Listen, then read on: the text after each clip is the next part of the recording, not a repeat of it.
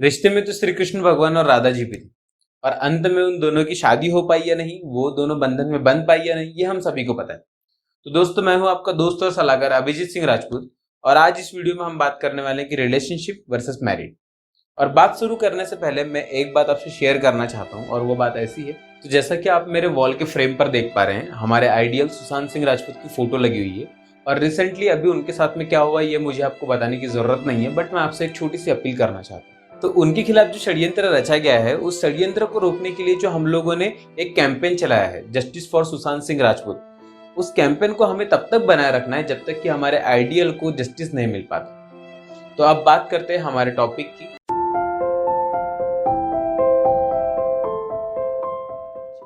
जब भी हम लोग रिलेशनशिप में होते हैं या फिर कोई भी लड़का या कोई भी लड़की अगर अपने रिलेशनशिप को लेकर के बहुत लॉयल है, तो वो ये जरूर चाहते हैं कि आगे चल करके वो लोग इस रिश्ते से बढ़ करके आगे हो जाए, मतलब कि शादी के बंधन में बन जाए या फिर उससे आगे चले जाए।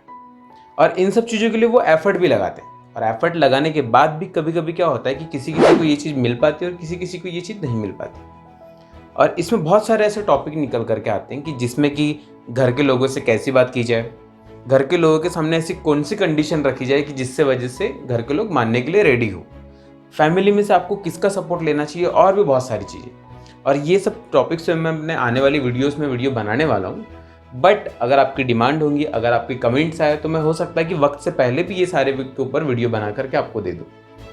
तो दोस्तों, आज इस वीडियो में मैं बात करने वाला हूँ कि रिलेशनशिप में रहने के बाद में, आपके इतने एफर्ट के बाद में भी अगर शादी नहीं हो पाती है तो उस सिचुएशन से कैसे डील करनी चाहिए, उस सिचुएशन से बाहर कैसे निकलना चाहिए। तो शुरुआत करते हैं कि दो लोग अगर रिलेशनशिप में हैं और कुछ सालों बाद या कुछ दिनों बाद में वो अपने रिश्ते को अगर शादी के बंधन में बांधने के लिए अगर एफर्ट लगाते हैं और कुछ केसेस में जब ये पॉसिबल नहीं हो पाता तो वो लोग क्या करते हैं, अपने साथ थोड़ा बहुत 19-20 कर लेते हैं। पर इसी जगह आपने ये भी सुना होगा कि दो लोग बहुत सालों से रिलेशनशिप में हैं और कुछ समय बाद में उनकी भी अगर शादी नहीं हो पाती तो फिर भी वो लोग अपने ज़िंदगी से कहीं ना कहीं सेटिस्फाइड होते हैं। 1-2 साल का समय उनको डिप्रेशन से बाहर निकलने के लिए लगता है, पर उनको ये पता होता है कि अब मेरी ज़िंदगी में वो आने वाला नहीं है या वो आने वाली नहीं है, इसलिए वो लोग अपने आप को ही समझाने की कोशिश करने लगते हैं। और ऐसा नहीं है कि तकलीफ़ वहाँ पर नहीं होती, तकलीफ़ वहाँ पर भी होती है, बट इसका मतलब ये नहीं निकलता कि आप अपनी ज़िंदगी को ही ख़त्म करने के लिए पीछे पड़ जाओ। इसका मतलब कभी ये नहीं निकलता कि आप ड्रंकर बन के घूमने लगो। इसका मतलब कभी ये भी नहीं निकलता कि आप अपनी ग्रोथ को ही ताला लगा दो। अगर इसका सीधा कंपैरिजन मैं आपके अगर फैमिली से कर लूँ तो ये चीज़ थोड़ी सी डिफरेंट टाइप की आपको लगेंगी, पर ये रियलिटी। वो कैसे? अगर आपके फादर की अगर घर पे डेथ हो गई या फिर आपके मदर की डेथ हो गई या आपके ब्लड रिलेशनशिप में किसी भी व्यक्ति की अगर डेथ हो गई, तो उनके मरने के बाद में आप फांसी तो नहीं लगा लेते ना खुद को। बट क्या होता है ना कि आपको वो उस समय पे ये पता होता है, उस सिचुएशन को आप एक्सेप्ट कर लेते हो और आपको क्योंकि ये मालूम है कि ये लॉ ऑफ नेचर ही है कि आपके साथ जिंदगी भर कोई भी व्यक्ति नहीं रह सकता।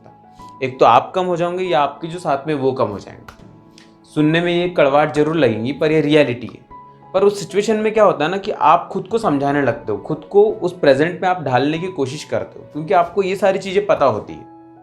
बट यही बात जब रिलेशनशिप में आती है तो आप ये समझ लेते हो कि कोई भी लड़का अगर ज़िंदगी से चला गया या फिर किसी लड़की की ज़िंदगी, लड़के की ज़िंदगी से अगर लड़की अगर चलेगी, तो आप ये समझ लेते हो कि उसके बाद में हमारी ज़िंदगी नरक। पर ऐसा कुछ नहीं है, तकलीफ तो होनी ही है। दिन आपको डिप्रेशन में से निकलने के लिए ही लगने ही लगने हैं और इसका कोई रामबाण इलाज भी नहीं है कि मैंने यहाँ से तीर चलाया और वहाँ जाके आप ठीक हो गए।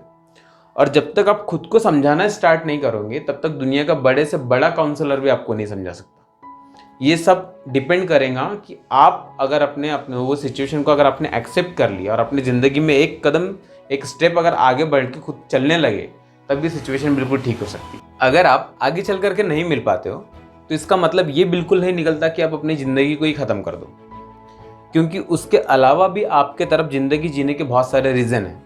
और हाँ, तकलीफ तो होनी है, हो सकता है 1-2 साल आपकी ग्रोथ रुक जाए, बट ये आप ये मत भूलो कि आपके कंधों के ऊपर उनके अलावा भी बहुत सारी रिस्पॉन्सिबिलिटीज़ हैं।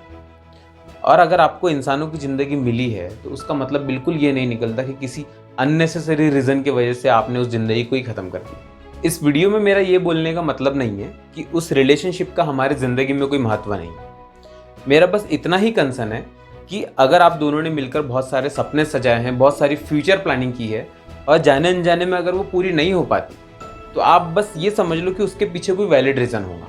और उस सिचुएशन को एक्सेप्ट कर लो, क्योंकि ये यूनिवर्सल ट्रूथ ही है कि हम हमारी ज़िंदगी में जो भी चीज़ चाहते हैं वो पूरी की पूरी हमें नहीं मिल पाती।